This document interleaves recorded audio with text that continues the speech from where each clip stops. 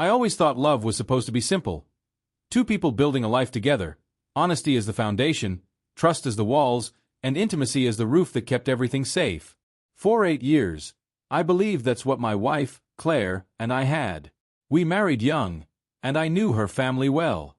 Her mom, Diane, was part of our lives in ways that sometimes felt overwhelming. She was elegant, strong-willed, and had raised Claire alone after her father walked out. I respected her for that. But I never imagined that same respect would one day turn into something darker, something that would rip the roof right off my marriage. It started innocently. Diane had been going through a rough patch.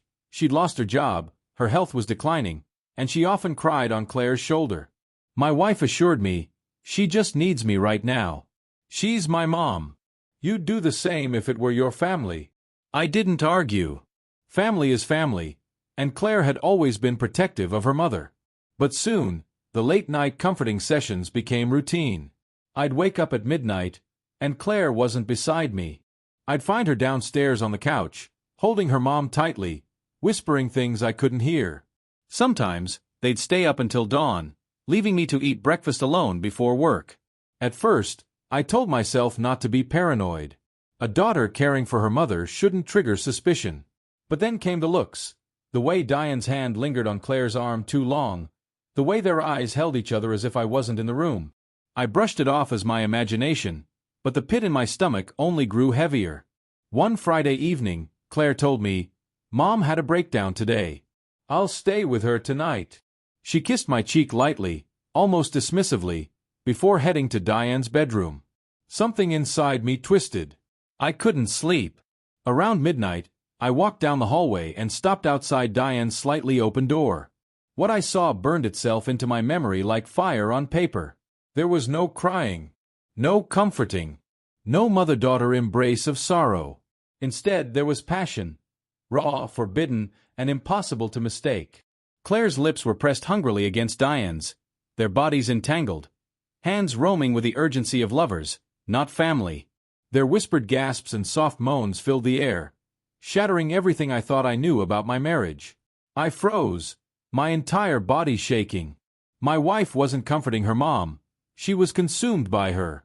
I backed away silently, my chest pounding so hard I thought it might explode.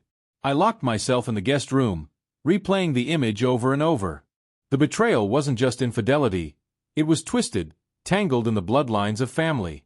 By morning, I couldn't look at either of them. Claire walked into the kitchen all smiles, pretending nothing had happened.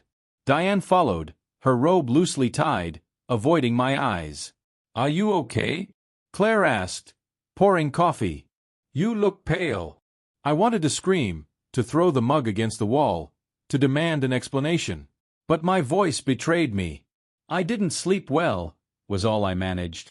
For days, I carried the secret like poison in my veins. I watched them closely, noticing every brush of their hands, every shared glance that lingered too long. Claire's excuses piled up. "She needs me." She had another panic attack. "You wouldn't understand." She thought she was clever, but I had seen the truth. Finally, I couldn't take it anymore.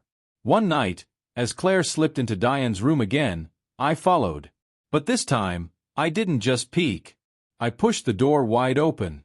They froze, their bodies tangled under the sheets. Claire's face went white. Diane clutched the blanket against her chest. "What the hell is this?" I shouted, my voice shaking with rage. Claire stammered, "It's not what it looks like." "Not what it looks like?" I cut her off, laughing bitterly. "You said you were comforting her." "I saw passion, not tears." Diane finally spoke, her voice calm, almost defiant. "You don't understand. We need each other." The room spun. "Need each other? She's your daughter. She's my wife." Claire broke into tears, but they weren't tears of guilt. They were tears of frustration. "You don't get it. Mom has always been there for me in ways you never were.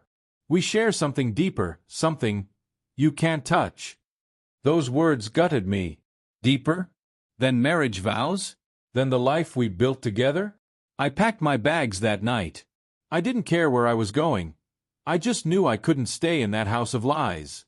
Claire begged at the door, but her pleas rang hollow. The image of her lips on her mother's was seared too deep. In the weeks that followed, I drowned in humiliation. Friends asked why I moved out, and I gave vague answers. How could I tell them the truth? That my wife and her mother betrayed me in the most twisted way possible. That the two women I trusted most were entangled in a relationship I couldn't even wrap my head around? But secrets have a way of spilling.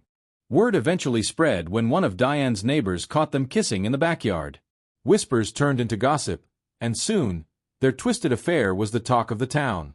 Claire lost friends, Diane lost what little respect she had left, and together they spiraled into the shadows of scandal.